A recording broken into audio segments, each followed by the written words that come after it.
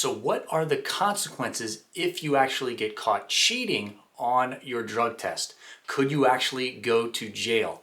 That's the question we're going to answer in this video.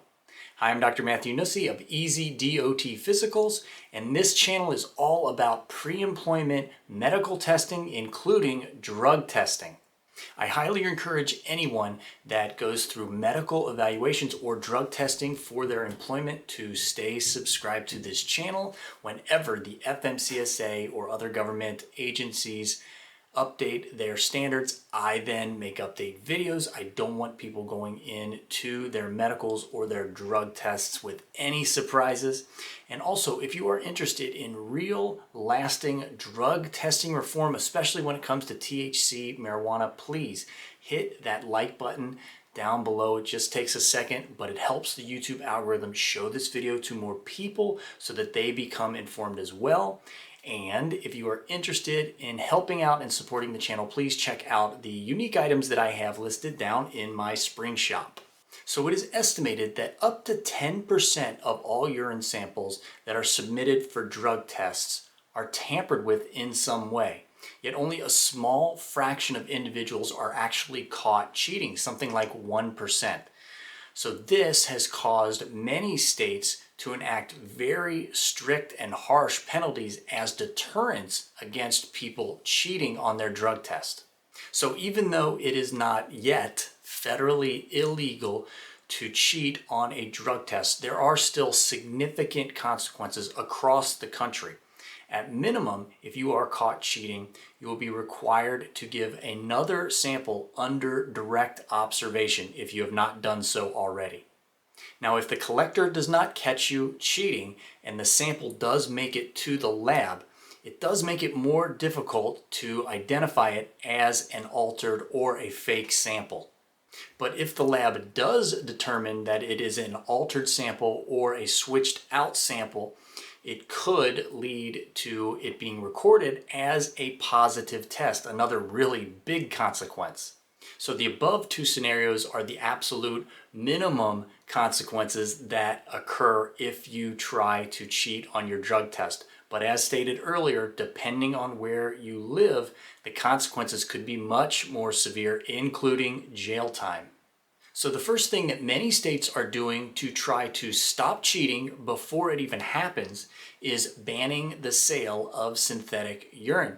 So several states currently have laws in place, again, banning the sale of synthetic urine, and many more states have bills that are just waiting to be voted on that, again, would ban the sale of synthetic urine. So definitely check with your state specifically on their laws.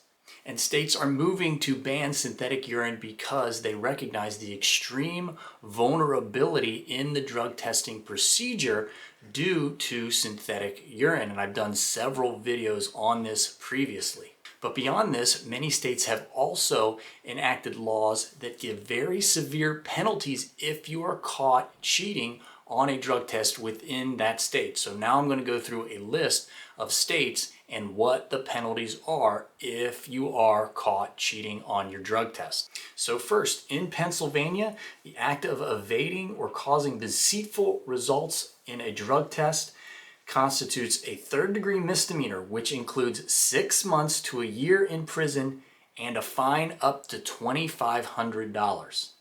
Florida's law states that it is unlawful for any person willfully to defraud or attempt to defraud any lawfully administered urine test designed to detect the presence of chemical substances or controlled substances, and willfully to manufacture, advertise, sell, or distribute any substance or device which is intended to defraud or attempt to defraud any lawfully administered urine test designed to detect the presence of chemical substances or controlled substances.